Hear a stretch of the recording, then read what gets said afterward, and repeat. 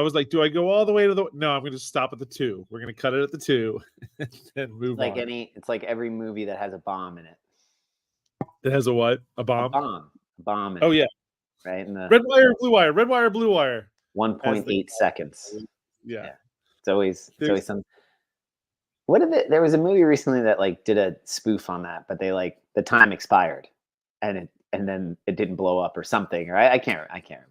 It totally sounds like MacGruber or something, which I never actually saw. But it's MacGruber was a what's his name? Will Forte from Saturday Night Live. Yeah. Like a spoof on MacGyver. Yeah, but he was kind of a bumbling idiot. Was it a TV show or was it a movie? It was a TV show, right? It was a reoccurring skit on SNL that they turned into a movie. But apparently the movie's really funny if you like that kind of stupid spoof comedy. That's Will Forte and some of those guys from SNL. This is making me want to watch Super Troopers again. Yeah, that's a good one. Super Troopers that was one when I never heard of it, and I initially heard the premise is like, okay, sounds okay, and then I watched it and I was like, why do more people not know about this movie? It's such a simple concept in the sense that like it's an actual plot, right? There's corruption, somebody's trying to scam somebody else, and it turns out that it's just people trying, good people trying to do the right thing, and then right, having not being perfect, and in the end virtue and the right thing, the good thing, winning out over maliciousness, right? So it's kind of like it's a happy ending, or it's a very sort of idealistic and optimistic view, and then they pepper in the comedy of like the state troopers aren't bad cops, they're just goofballs. Yeah, you know what I mean? And so like, but in the end, like they are good law enforcement officers in the sense that they patrol the highways, right? They provide a liminal or sort of a transitional entity between liminal spaces, meaning they are the thing that is able to transcend between city to city to city to city. So like they alleviate the conflict between two city law enforcements. So you have the state troopers because they on the state road that goes between. And so each of those individual cities wants to exert its power or its dominance, but that won't work because then you'll start to have like civil war between these between 4, 5, 6 cities. So you allow those individual cities to subjugate their authority underneath some sort of larger entity, the state trooper. And so the state troopers, though, if they try to exert their power too much over each of the individuals, then you have like, fuck you, you can't tell me what to do. And so it basically is a movie about the 18th century philosophy of the individual versus the state, which is Kant, Hegel, Marx, right? All of these thinkers that are exploring that when you have large empires and individual sort of desires and needs, that's it. And it's done in a comedy. And then you see it even at the individual level. The one guy sleeping with the other trooper, right? And like crossing streams, if you will. Yeah, that's funny. It's a much smarter movie than people give it credit for. I mean, even the kids doing the mushrooms, right? They don't realize like those state troopers don't give a shit if you're doing mushrooms, but the one kid eats them all. Right? And then the snozberries taste like snozberries. He's already pulled over. He can't pull over any farther. Right. Yeah. So also, yes, it's very well thought out storytelling with genius comical timing and dialogue. Like it's and they probably didn't think, I don't know, Brian Cox probably thought that deeply into it. He's a pretty smart dude. As an actor, you know what I mean? Like he's formally trained. That's true. Yeah, I mean, but the rest of them, and maybe I don't know. The guy with the mustache, he's been in other stuff. He's a Jay Chandrasekhar. Yeah, because he's the writer, right? Isn't he? I think he's like because I mean, I think they're all four of them together are like a writing team. Yeah, they're like the Key and Peele Yeah. from the early 2000s. Yeah. But yeah, like that to me, whether they're consciously aware of the philosophical history that's probably informing their ideas doesn't matter. The fact that they kind of instinctively or intuitively align with it, that makes it a good story. It's kind of the chicken and egg. If I know how to paint by the numbers, does painting by the numbers make good art? Or if I make good art and then I dissect it afterwards, I find that it generally follows the same pattern as painting by numbers. It's an interesting, right? It's in itself an interesting philosophical question. A way of like simplifying it and totally makes sense. Right. Right, like the clean, doing the power clean today. You know how to do all three pulls. You know the mechanics of all three pulls, but yet you can't do a clean well. So is it, if I know all the parts, does knowing all the parts get in the way of being able to do the movement? Because the movement, when we say it's irreducible, what that means is it's not the movement if I reduce it to its individual components. The movement has to be what is called in German a Gestalt. It has to be a full shape.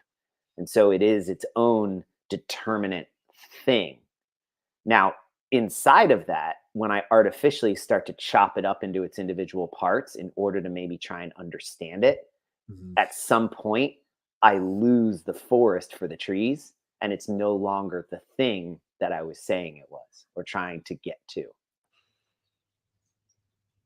It's exactly how to, I mean, that's a beautiful way of putting it, because it is, you can work your, first pull, clean grip deadlift. You can work the hang power clean. You can work the front squat, which all three of those lend some sort of advantage to improving your clean on self. But if you don't do the clean, you're not going to be able to clean. Yeah. Yeah. I mean, this is the idea of CrossFit, right? So I come to the gym 3 to 4 times a week. I sweat really hard, and this is actually really the second part of this. And I do the things that my coach tells me to do, but I eat at McDonald's 3 times a day, and I drink 10 Cokes, and I have 3 glasses of wine at night. Am I doing CrossFit? Not exactly. No, not the method. Not like, are you doing CrossFit workouts? Yes. Are you following the methodology of CrossFit as the way it needs to be followed to get the whole part? Right. So can I call that doing CrossFit? Right. And it's like, let's even like, I was a little shamey about nutrition. Let's say like I don't log any of my workouts. Am I doing CrossFit?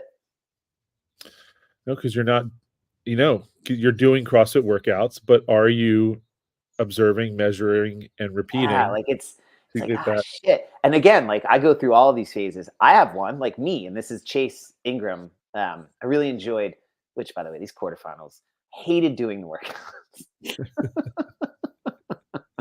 Because Eric, I don't enjoy when something offers me clear and definitive feedback on my faults. I don't like that. It's really uncomfortable. Can we stop doing that, please? Yeah, I don't want to learn. I do not want, learning is painful, Eric. I don't just be comfortable for the rest of my life. Can I just look at the rest of my life as a deathbed? I just look at the rest of my life as a deathbed and let me be comfortable, please. You can keep your objective analysis to yourself. I don't need to hear that, right? So yeah, perhaps I need to take care of some injuries that I have not taken care of. Perhaps I should do things at higher intensity from time to time, because when I did things at high intensity, box jumps and wall balls, I fucking fell apart. Those two movements do not. They are not complementary in any stretch. Ironically, the wall balls went great. Like I felt great, and because I felt great in those wall balls, which I've been working on wall balls. I've been working on sets of wall balls. I've been working on repeatable sets of wall balls. You know what I haven't been working on? Repeatable sets of wall balls with anything else. It's different. Certainly not. There's usually, you did. If it was Karen, you were ready. I know, right? Like I could have crushed Karen, and Karen's usually like it's like my worst named workout with Fran.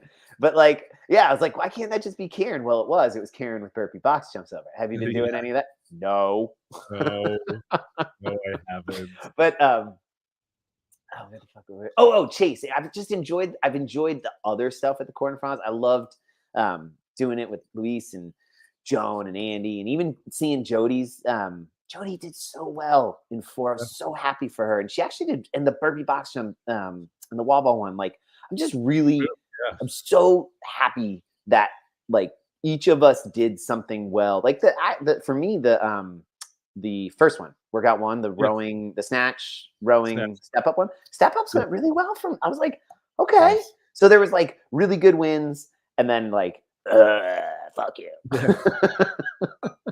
Which I think most people have that visceral reaction to. I think one particular of the 4 workouts. Yeah, I got one good one, and then 3, I was like, screw you. But the Chase Ingram, and then the doing his and showing him, and then talking about him with Bill Grundler, and the get with the programming, and then the Savan tracking of the 4 Taylor versus the World series. Right. I mean, just amazing, amazing entertainment, so humanizing. Fee Sagafi, and then the Celting Lane, I forget her first name. Watching those 2, Fee Sagafi is such an electric person. Like, she's just, I just am enamored by her sort of openness and personality, and she's just awesome, like absolutely awesome, and a hell of an athlete.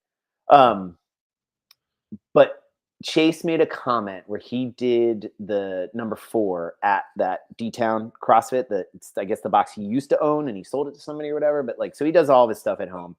He's telling a story. It's basically very similar to my situation. And he made a comment of, this all comes back to our, am I doing CrossFit if? That is something he hasn't experienced in a while, where he finished it, and some random dude who dropped in offered to change his plates. A woman he used to coach, who used to be one of his number 1 clients, who still goes to D-Town CrossFit, was in town, and she came over and was like, so great. You could hear people cheering him in the background. And he goes, as much as I don't think I need that stuff, what I came to realize was how much I'm missing it. And he's like, I could get away with not having it. Like, it's not like going to change my life. But he goes, it completely changed the intensity and the willingness I had to do something that I normally wouldn't do. And that's the, Glassman's, you fail at the edges of your margin. Fail at the margins of your exposure. Of your experience. Thank you. Yeah. Well, it's a good thing you read the manual. What manual? That to me feels like also a part that there's an aspect of it that if you work out alone all the time, I don't think you can say you're doing CrossFit. There has to be not a competitive, but there is a comparison aspect. And just logging a score in with a bunch of other people, you're reducing it down to its individual parts and not experiencing it in a shape, in a gestalt. So I've been thinking about that as looking at your title, this being our last one, tomorrow being my last coaching class for now, for this phase. What's the future endeavor? I don't know, but I think there has to be some sort of aspect where, not all the time, but as an athlete, if I'm going to say I'm a CrossFitter and I do CrossFit, some of it has to be done in community, like and what that community, and not just not virtual community is cool. That'll be a component of it, but there has to be an in-person, real life, real time, because you can't fake showing up. Like, you have to have your body physically be there. I don't know. Maybe when we clone ourselves or make, flesh-covered robots of ourselves infused with our, copied AI version of our consciousness, well, then I can fake showing up. When we all look like Arnold. Yeah. We can all just be... then clearly I'll have been doing CrossFit. Clearly. Yeah, that's... Yeah, it's so true that that element of, I don't know, and it's like I don't think when you're working out by yourself, you're not trying to cheat yourself, you're not trying to get away with anything. There's just something about being around other people. You are going to go harder. When you're by yourself, you may take a little bit more time in those sets. You may take an extra second to breathe. You may grab that extra sip of water that you probably wouldn't do if you knew there was someone.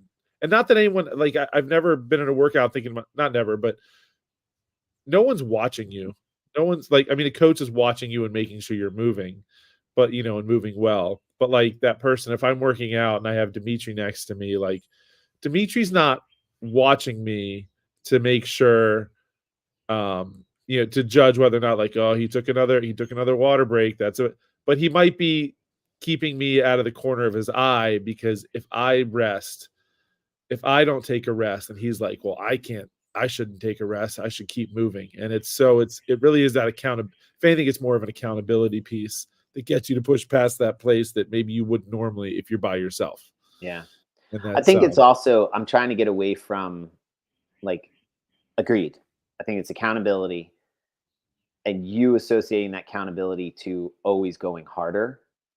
I think there's something else that is an unmeasurable sort of spatial component. And if I would say spatial, what I mean is that I can quantify it. So quantifying harder in the context of work capacity, that's a physical function that I can measure, that I moved a certain load through a certain distance in a certain amount of time. Those are quantifiable values that I can come up with a spatially rooted or a quantifiable number.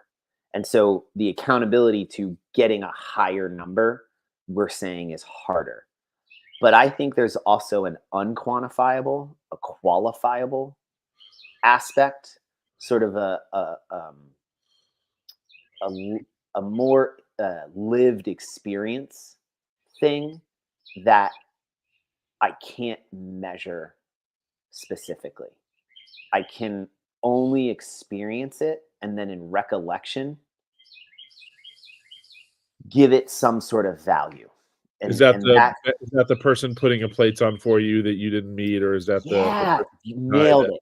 Right. Experiential. Yeah. He had no idea he was missing that. And he had no idea how, I'm going to use words or language that is quantifiable language.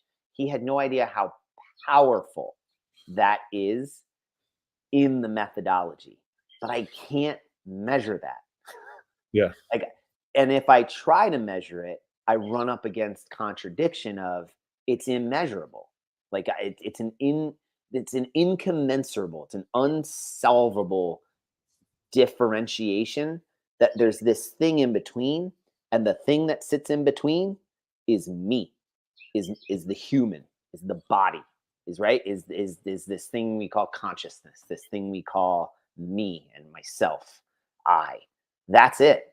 Your experience will not be my experience, will not be Drew's experience, will not be, unfortunately, Violet's experience, who's barking over there. I don't know what she's barking at, right? But like something got in her crawl, and that's the dog's experience. I can imagine it. I can try and dissect it. I can look at it like, well, she smelled something, and then that related to something. But now I've tried to spatialize it and say it's this, then this, then this. But that's not the way lived experience works. It's not the truth, a common sense approach of the truth of a lived experience. That's also part of the methodology, and it can be appreciated as like just as important as eating meat, vegetables, nuts, seeds, some fruit, little starch, no sugar in certain quantities is part of the prescription. I think part of the prescription is also doing it with other human beings. Yeah. Like that. And so I'm working, it's an interesting, like, I really appreciate the one with future endeavors. Like, how does that future endeavor look, and what is it? I don't know, but I think the metric, the first step is like, another human. Start with that. There needs to be another human from time to time. Yeah, that's a good start. One human, just one. Just start with one. It's a trickle. All right. Yeah. Not jumping into a 30. This is too many. 2 is not enough. 6 is too many. There's something in between there. 30, I'm going home. No, actually not me. 30, I'm thriving. See, to me, it's like, for me, like 1 is like, 1. I want to just find it. Maybe I'll send it to you. Little kid turning around GIF. Here it is. I will. I'll put it in the comments maybe. Yeah, shut up. Let's see. Hey, Coops. Did you already find it? Is it? Oh, babe, excuse me. Oh, that's what you're seeing. Okay. Yeah, I'll put it in the comments. Okay. Beer Fest. What's that's Alexis. We were talking about Alexis coming to Beer Fest when we were talking about Super Troopers. I can't get in the comments. I don't know how to. I'd have to log in. That's going to be too hard. So here, do this. I'm not doing it. I sent you in the private chat. Okay. So Fee, real quick, she's Fiona drew. She made pages to a book, and then Meg wrote the story. Oh, cool. And just this made me laugh because I was reading it at home because it was nice to come home and laugh last night. But there was one page. So this particular made me laugh. All right. There's a couple. Sorry. Speaking of, so that's a banana and an apple. Okay. And I'm reading it. I said there was an apple and a banana who were so happy to see each other that they cockeyed. And I'm like, and I think it's like, is that like cha-cha? Like they danced? No.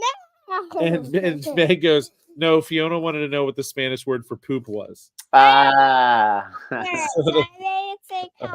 they were so happy to see the banana and the apple were so happy to see each other that they pooped. Yeah. So if there's ever any question that this is my daughter, I think that is the clear indicator that yes, an apple and banana was so happy they pooped.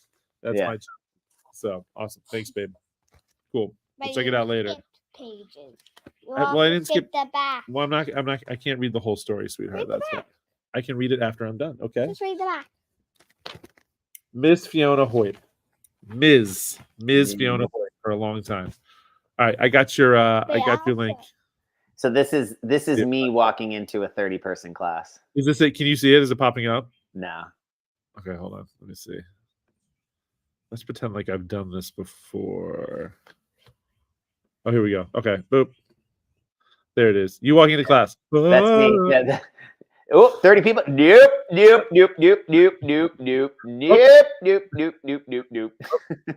walking like 1, 2, 3, 4, 5, 6, 7. Nope. 7. Nope. I must use that gift. Nicole and I must use that gift between each other like 3 to 4 times a week. That's a good one. I think that was a lot of people when they saw that wall ball burpee one. They were like, nah. Like, okay, cool. This workouts are a lot of fun. Oh my god, love that little guy. I love this little guy. Yeah, that's definitely one of those ones that like I want to see where he's at now. Yeah. I want to see where he's at now. I love like some of these memes from back in the day, and they're like, where are they now? And you see them, and you're like, oh, that living meme. Look at them. And in some cases, life has treated them well. Andy said 30-person class. Yeah, 30-person class pass. Cool. We got some happies from Joan and Andy. They're laughing too. I think they're laughing because they know they're like, right, yep, that gift, 100% Jack in a big class. I would say an 8-person class I'm turning around, right? It was funny. 10 was fun at 5:15, and then 5 was even more fun at 6:15. Yeah. So you could film everybody. Yeah. Yeah. Oh, and now we're having conversations within the chat. School bus just went by. It did, sweetheart. Okay, I'll talk to you in a little bit. Love you. Take this inside. Go have breakfast. Where's breakfast? I don't know. Are you the only one up? Oh. Yes. Okay. Go figure it out. You'll be fine. We'll see what happens. I'm sure it'll be chocolate chips and chocolate chips. Anyway. Yeah. But sorry. Where were we? 30-person class, walking away. The experience of being there outside of the going hard in the intensity, but that unmeasurable experiential piece of it, which I it's funny. When I work out by myself and I finish the workout, I'm like, all right, cool. I feel good. It's done. But yeah, when I go to a class, it doesn't matter what the workout is. It doesn't even matter. Like, I'm not even necessarily that concerned about like what was my score. I did what I could do that day. But yeah, when it's a class, like I'm such a happier person walking out of there just because I had fun. Because you know me, I'm probably jawing with like everybody that's in the room, and it's for me that's too like being in the class. It's one of those things. Like once I started coaching and then owning an affiliate, I took class less, and then sometimes I'm like, why did I do that? I was having fun the regular way, like being in class, and it made that was for me, that was always the fun part of CrossFit, was like being around other people. And then the fitness is kind of like the byproduct of it. Yeah. So that sounds right there. I should find a way to make that happen some more at some point. Maybe I'll just open a gym in my garage so I don't have to drive so far. Get the neighbors involved. Of course, some of my neighbors I'm not too fond of. Anyway, that's a different podcast. So what's your so yeah, Jack, what's next?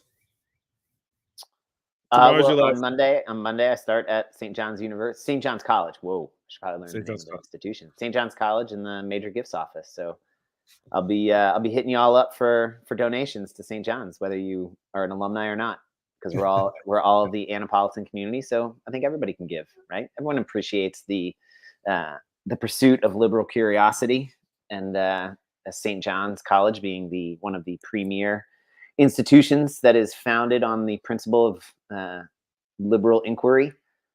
I think we all owe it maybe a couple $100 a month. Why not? So now when TJ gets those alumni emails about like, hey, have you donated yet? That's coming from Jack. My understanding is actually no, that will not be the level of donors the levels of donors with who I will be interacting. As a major gifts officer, I am more in line with like those individuals who have either already donated at certain levels, and you need to like reestablish relationships. Like I was explaining it to 615 and Jody Smotherman made a great call. It's sort of like the person who works for the admiral or for the head honcho and does the pre-meeting so that when the admiral shows up, she's ready to rock and roll. Kind of like you've greased the groove, you've asked to talk to the person, and then they have identified all the things that they're complaining about. So then you pre-brief the admiral and we're like, all right, ma'am, like they're going to come in hot this way. Like they know what you're talking about. They know what you're doing. So, right. And then clearly the person, our president, Dean, President Demleitner, she knows her stuff. Like she's got agenda and knows what needs to happen and stuff. And so fusing or making sure I'm in line with that narrative and that I've identified where some of these major donors have an issue with that narrative, and then finding ways to ask the next better question to open room for the conversation to alleviate the contradiction or the conflict or the tension between perhaps what the donor thinks their money should go to versus what the needs of the college are. Or maybe it's a perfect situation where the donor's desires immediately line up with the needs of the institution. And so that's, I think, from my understanding of both the donation, the gifts world industry, and then also what it's major gifts, not gifts. Correct. Which we are. Well, you can imagine my surprise when I finished the application and the interview process, and I kept saying, like, I am the king of gifts, y'all. Like I can find immediately the appropriate gift for every situation. And one of the interviewers went, you keep saying gifts. Is there a T at the end of that? And I laughed and I said, no, there's no T. It's I don't know what the acronym stands for. Some people say GIFs, but I don't think they're right. I think it's gifts. And they went, it's Major Gift Officer. And I went, which you immediately were like, whoops, wrong interview. Right. Ooh, my bust. And then I left and I sent them a GIF on the way out. Perfect. Mobby. So basically, so it's a you you are you have an understanding of what the values and the plan is going forward for the school, what they plan to do with these donations. And what you're trying to do is go to these donors and say, I guess, ask them, does this line up, or what is the you want? They're like, well, I want a library renovation, and you're trying to find out what is this, why they want that, what that is, and now you're like that contact now, like, hey, FYI, here's what the donors are telling me, making sure that lines up. So it's kind of you're kind of that contact between the person making the final decision and the people giving the donations. That's exactly it. And I put it in a real world example. St. John's just finished I think it was a 6-7 year major gift raising campaign called Freeing Minds, with the objective of had 3 main objectives, but the primary one was they took the price of tuition, which had risen to almost $60,000, and reduced it to $35,000. So they are currently one of the least expensive independent liberal arts colleges, private liberal arts colleges in the world, in the country, definitely, but in the world. So, right, like to give you an example, Andrew went to Eckerd for that one semester, $65,000 a year to go to Eckerd. Right?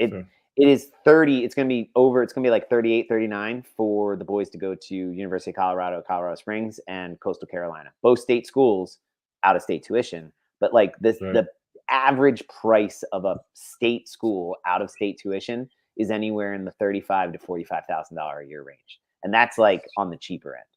They're easily getting up to like 50, 60K pretty quickly. So St. John's is $35,000 a year. That reduction in tuition created a $10 million per year operating fund, right? So the campaign Freeing Minds was to get the endowment up to a level that the interest that comes off of that endowment would cover that 10 million. In the interim in the execution of the campaign, there was also some major just renovate, God, I forget what it's called. I should probably learn this stuff. Real improvements, real property improvements, but that's not it. So they had to renovate a building in St. John's, and they had to renovate the student center in Annapolis, right? These were like, 50, 60, 150-year-old buildings that had not been renovated in 60 years. So they kind of need some love and care. And so that got tacked onto it. And then they also identified a shortfall in faculty pay, faculty compensation. So you have tutors making less money than, somebody who started and works in facilities and repair, right? This is somebody who has a PhD and changes the way, changes people's lives in the way they. Not to say that facilities repair is not an important job, right? Like when it's hot, it's 90 degrees out and the air conditioning doesn't work. It's a bad situation. That's the most important person in the room. Yeah, exactly. So everything has its value and its worth. And so those things were part of that major gift campaign. It's now over, and there's not going to be another campaign for like 4 to 5 years. But there are still 45 years. 45 years. There's still operating shortfalls. There's still other renovations that sort of have to happen. There has been other things. The pay and compensation hasn't been fixed. So these are that would be like what you just said. Those are the 3 sort of primary goals of the institution. You're a donor and you're like, yeah, but I really want to make sure that this individual text is available to all students when they come in, or I want students to be able to have counseling available to them. I want internships funded, And you're like, I'm like, those are really important. How do you creatively figure out to align that desired thing that the donor wants to the major needs of the institution? And there are ways to translate those things, but 99% of it is not going to be me telling the donor, that's a great idea. But you know where your money would be better served is here, right? Right. Because rich people don't want to be told what to do. Yeah. Right? They want to be assured that their efforts are yielding value to not only the person that they're giving their effort and their money to, but to them as the donor. You know what I mean? Yeah. Like that's the so how do you square that circle? Well, it's with a question. It's with a well, what would it look like for the version of you that's currently an undergrad 20 years from now not to have the same complaints, issues, bad memories, concerns that you have now? That's a fun exam. That's a fun game. And they go, Yeah. oh right. And it's like, yeah, if they had a dorm that didn't leak at night, right? You Yeah, complain that's- about that would be a nice thing to have. Like, and that's what your major gift could facilitate is something as simple as that blah blah blah. That's sort of the I think that's the nuts and bolts of it. In the end, like how do you know you pooled early in the clean? Well, you land it with your elbows down and the bar at your nipples. You know what I mean? You pulled early because it started when you pulled early at your knees. It finishes with a shitty receiving position. You can't fix the receiving position if you don't go all the way back and don't pull Yeah. early. And then how do you know that you didn't pull early? Well, you land it super high and super easily. And it's like, right. But if all you're ever thinking about is don't pull early, you'll never hit the clean well. That comes Yeah. back to it's not you can't individuate each of the parts. You have to do the movement. And so, how do I know that this is working? I have really good conversations. So if I focus on having really good conversations that are rooted in a shared question, that open space and have room for everybody that's in participating, that when the president walks in and she's a part of the conversation, that it's like, and somebody said this to me, it's never about getting the money from the donor. It's always about opening the door for the next conversation. Is that, do you know what like that's the difference? When Yeah. somebody said that to me, I was like, it's just like having a client in a CrossFit context. It's never about signing them up for a membership. It's always about they know what's next and they show up tomorrow every single time, right? So if I'm designing an onboarding system, it's never about closing the membership. You taught me this. It's always about when the person walks in the door, they know where to put their shoes. They know where to park their car. They know what they're there for. And if they're walking in and like, I have no idea what that means up on the board, then something else 3 steps back already fell Yeah. apart. And it's probably because I just didn't ask the right question. You're developing a relationship with these people to have an open conversation. You're not just giving them a, okay, yeah, sure, that sounds good. Yeah, Money. totally. Yeah. Right. Yeah. Because then what I've said is your money is important, you're not important. And as we know, money is not important. Money means nothing. It actually by itself has zero value. Right? Like that's it's the lubrication or it's the fuel that facilitates something else. Always something else. And so I'm sort of if you could metaphorically, like I'm the same as the money. Like that, I serve no purpose except facilitating the next conversation. Yeah. Sounds like you're ready. Actually, in fact, that boy is ready. Well, I don't know what podcast he's watching. That boy. You wouldn't call Moby Dick a fish, would you, Jack? No, it's a mammal.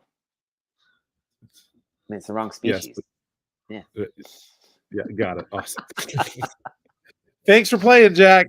I didn't understand. Maybe I should ask the question. So, are you going to? Most important.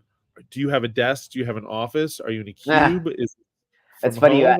No, the office or the building in which our department is housed does not have enough space for all the new people that are coming in. So they've been decimated. So they went lean after the end of the campaign, and then unfortunately lost three unexpected people. So they've been an office of 2 people, one in Annapolis and one in Santa Fe. Yeah. Both of whom were supposed to be at like the managerial level. So they've now hired us at the worker bee level, but they've only brought in 2 more people, and then eventually they're going to try and bring in 3 more, and then they're going to have the goal is to have some GI interns. All this to say, there's not enough space for everybody to have a desk in an office, so it's going to be a what do you call it? A hot. So now desk. you're gonna sit with these donors, have these conversations, ask these questions, and then also before you leave, like, hey, also by the way, wouldn't it be great if there was like an extra office somewhere where like? Well, the other thing too is so that's a great point. But let me ask you this: if you I don't know how to put if I'm sitting at a desk, or like detective movies, right? Like a good detective doesn't spend the majority of their time at their desk. Yeah.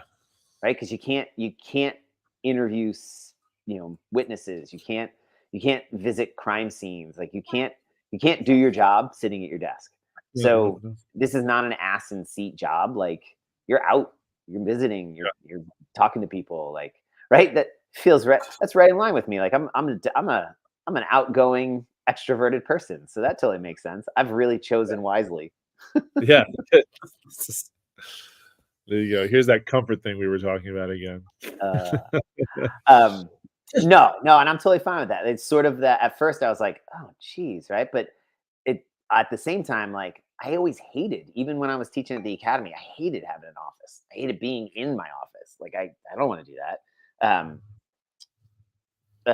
There actually is, Andy. Sorry, I'm reading. I've got the comments up. I don't usually watch these comments. That's so funny. I was watching Savan's podcast where he had Brian Powers, who's the owner of CrossFit Oahu, which was where I started.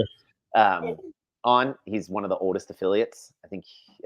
Anyway, he was watching the comments, which Savan's comments are like rapid fire, and Brian was like, "How do you do this?" And Savan goes, "I don't look at them. I don't read them. They're distracting. Stop. You got to stop." But that's what they did, and because so I'm getting distracted by these comments, and they're not even that many. It's also trying to find the right time to like pop one up. You're like, oh, that's a good point. But then at some point, eventually, it's like, well, that moment's passed. Sorry, you're. Yeah, but Andy's right. They have a gym on campus, and it has a CrossFit aspect to it. I don't know if they call it CrossFit, but nah, man, I went that road. I did CrossFit Blue and Gold, right? I've started a couple affiliates in my day. I don't really have a desire to start anymore. Yeah, that train has sailed. Yeah. Yeah, you've done it. You've been there, done that. Yeah. Yeah. I'm not sure you understand how either trains work or how sales work. I'm not really sure which one we should probably clarify. Are you talking about like retail sales? I don't know. I mean, that's a good question. Which homonym were we talking about? Homophone? Did you say homonym? seals? Sale? What? We're way more enlightened than most of those homonyms. All right. Did I use that one right? Is it there? So anyway, cool, man. Yeah. So you saw these. Cool. I was going to pop these up. Here we go. Here's an Andy. Thank for all you've done for the community, Andy. Which is funny. Like he's there less than anybody, but he gets it. He gets it. We see Andy. I see Andy for the Open. That's a couple times a year I get to see Andy. Yeah. Joe, Jack will bring the same energy and expertise to St. John's community as he did for Fairwinds. We've been so lucky to have you, Jack, but you're going to rock this, King of Gifts. That's your next tattoo, by the way. #King of Gifts. King of Gifts. Except so that way there needs to be a T. There needs to be a T at the end of that. It's the wrong GIF. What's that saying? Tiger can't change its stripes, Jack. Gifts, King of Gifts are your stripes. Meow. Meow. Right meow. Meow. Right meow. Right meow. Yeah. Cool, dude. Well, yeah, man. Let's close it out. Final last two bro in a box gratuities. You want to go first? No, I want you to go first. That's No, why me. I asked. Mine's a real time. It's funny. I was thinking about one of the things that has sort of always artificially. That's funny. One of the things that has, yeah, that's she's pretty witty. That's pretty smart. That's an allusion to if you like make a quotation, a textual quotation, and you put it in and you add something to it. You either you put it in that bracket. I forget what the actual term is for it, but so she's that Dr. Shiflett. She's pretty smart. Yeah.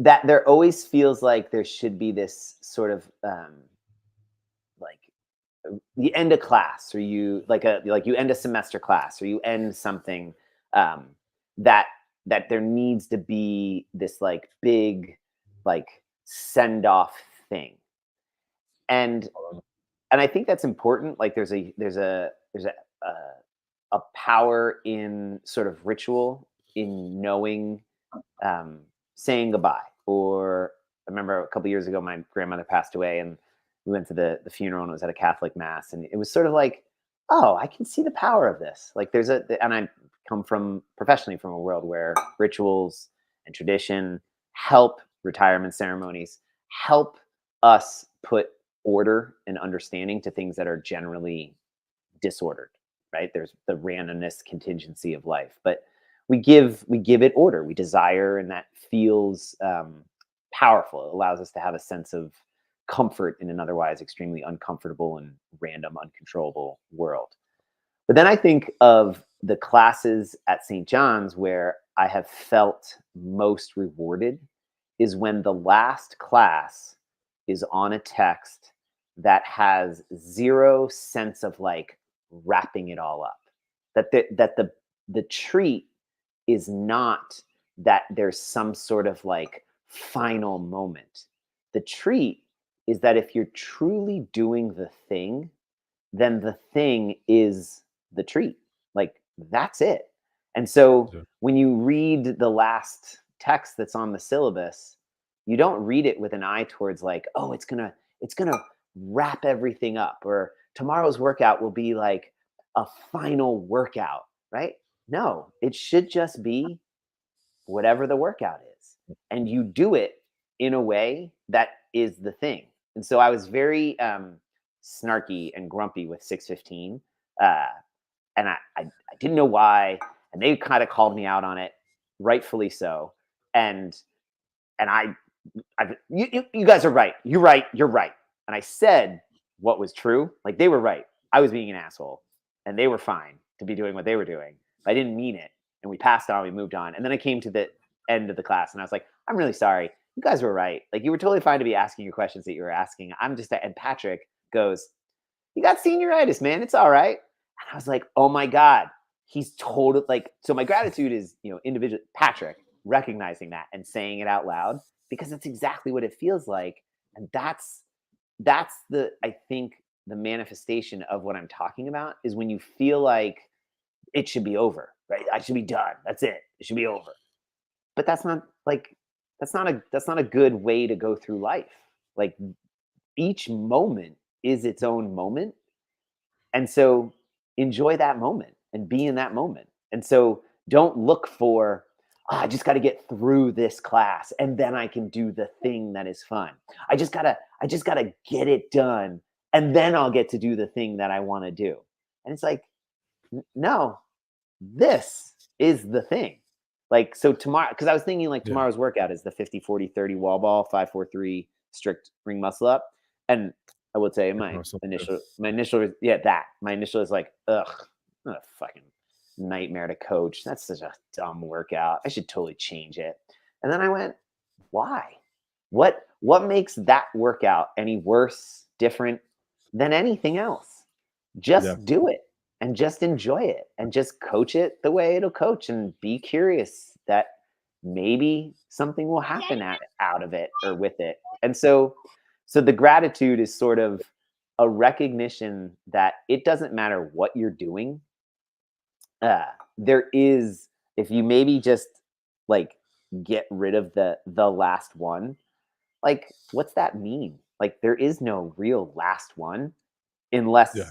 we get hit by a car tomorrow or something. Like there could always be a future endeavor. Who knows what that future endeavor is gonna be? Just do this. And that I was really grateful for 615 to gracefully and patiently be significantly more mature than me and just ride with me. They just rode and we got through it. And I will say their cleans were awesome. Like they really looked good. But that sort of the gratitude is the process of always coaching a class or teaching a class or being a part of other human beings and watching them patiently and sort of graciously let you be not the best version of yourself and then come around to being a better version of yourself. That's pretty cool. So yeah, little senioritis and got through it, and that was pretty cool. Yeah, I think we've got a good community, and I think we harbor it there nicely too. That like, yeah, some days aren't your best days, and it's okay to have grace with someone when they're not having their best day. And because we've all been there. I think we're here to work out, and like, we're here to feel good, and some days we don't feel so great, but yeah, that's today, and tomorrow's different, and we can move on from it.